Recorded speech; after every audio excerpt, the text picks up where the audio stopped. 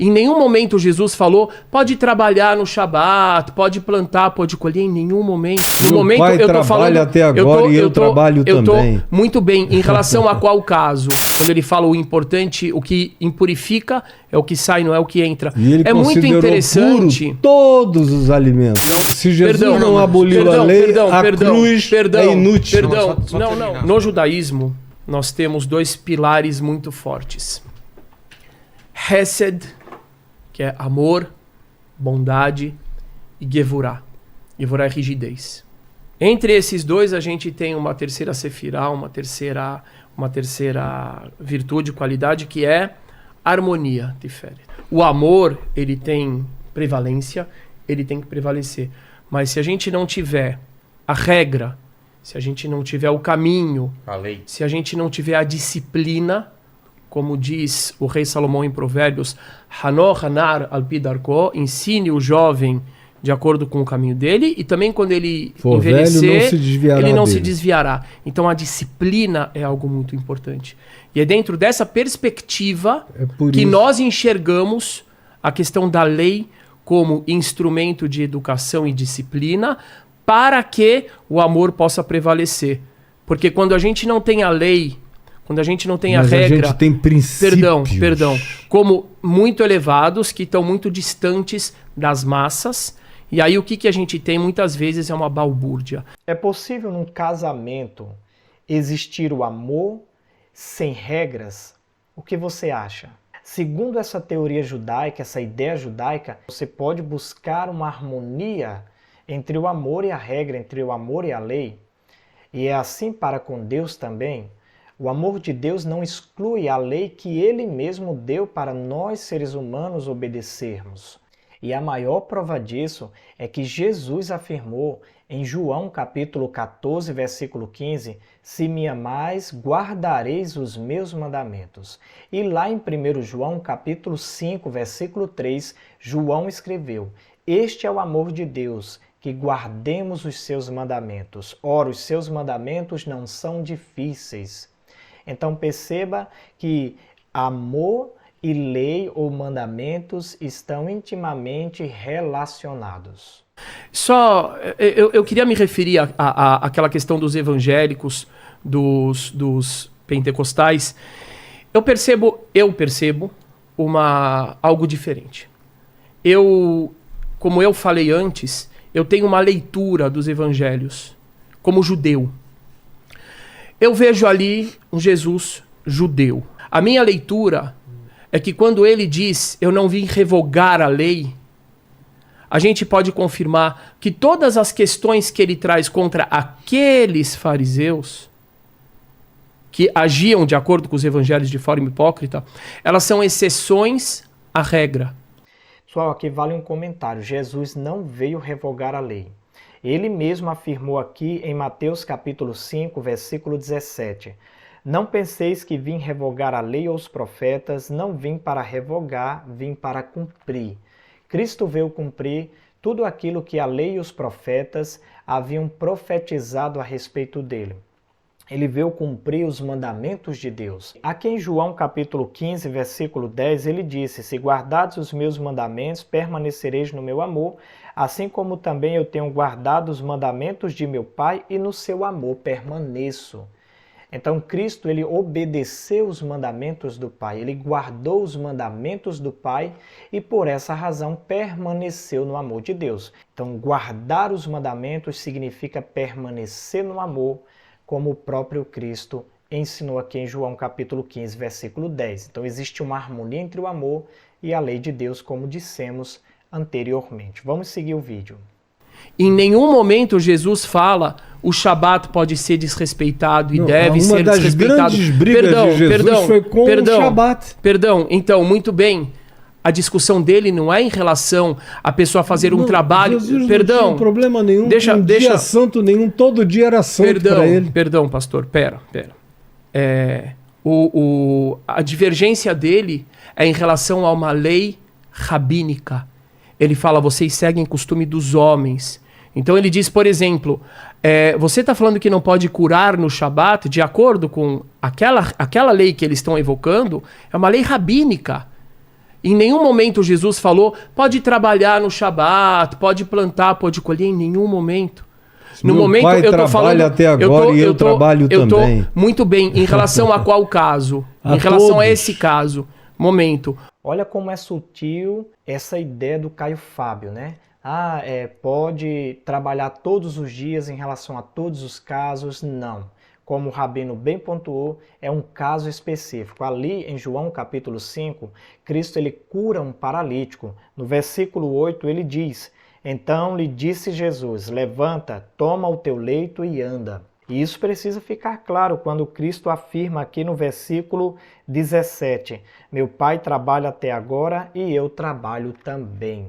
Então o trabalho a que Cristo estava se referindo aqui era aquela cura que ele fez do paralítico. Não era um trabalho secular com uma finalidade financeira, ok? Então a gente precisa afastar da nossa mente essa ideia de que Cristo autorizou trabalhar todos os dias. Não.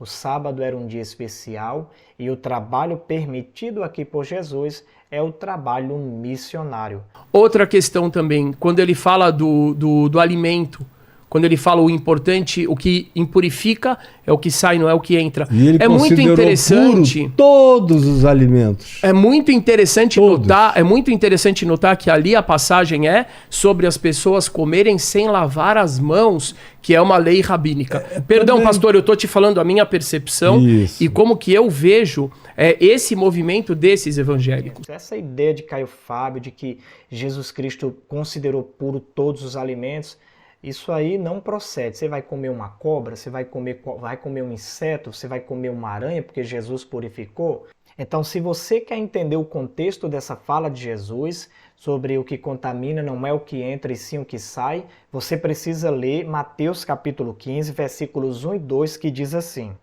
Então vieram de Jerusalém a Jesus alguns fariseus e escribas e perguntaram: Por que transgridem os teus discípulos a tradição dos anciãos, pois não lavam as mãos quando comem?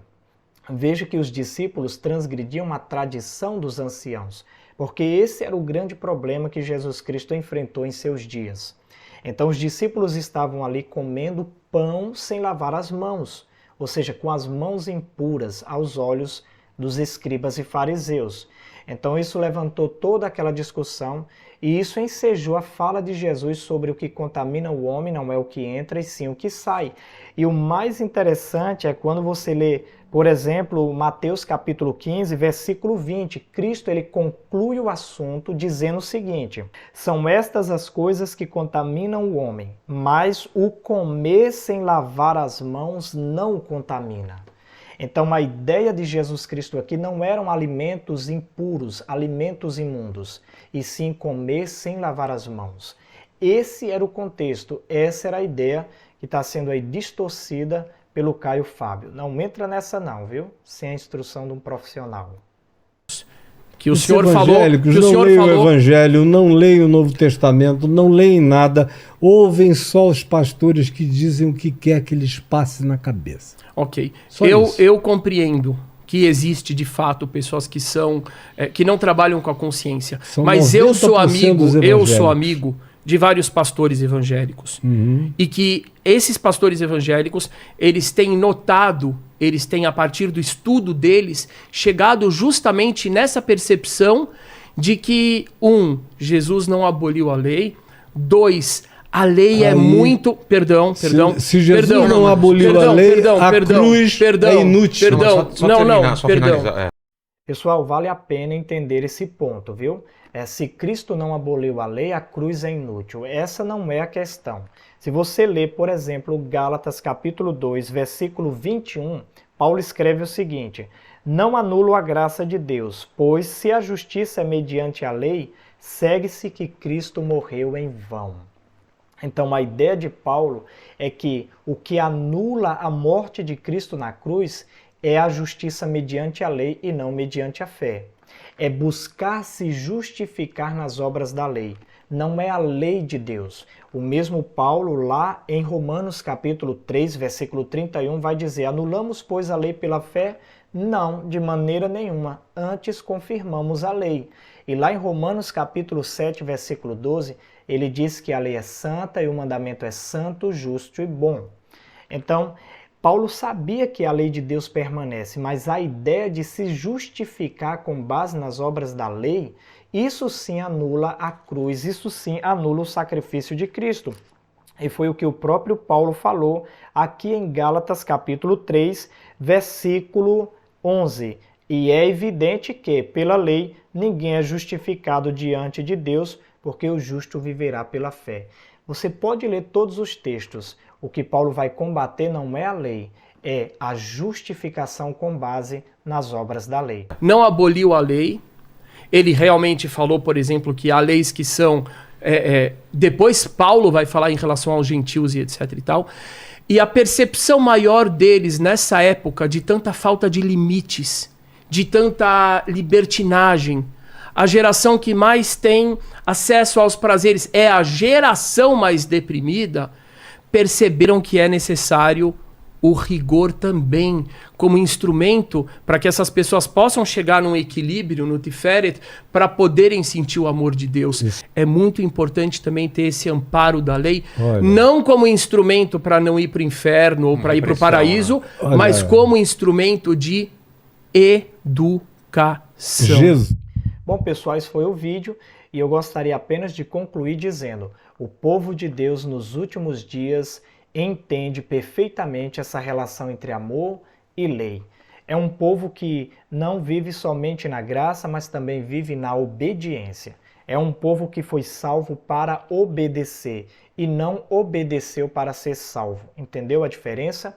Então esse povo, por exemplo, aqui em Apocalipse, capítulo 14, versículo 12, diz: aqui está a perseverança dos santos, os que guardam os mandamentos de Deus e a fé em Jesus.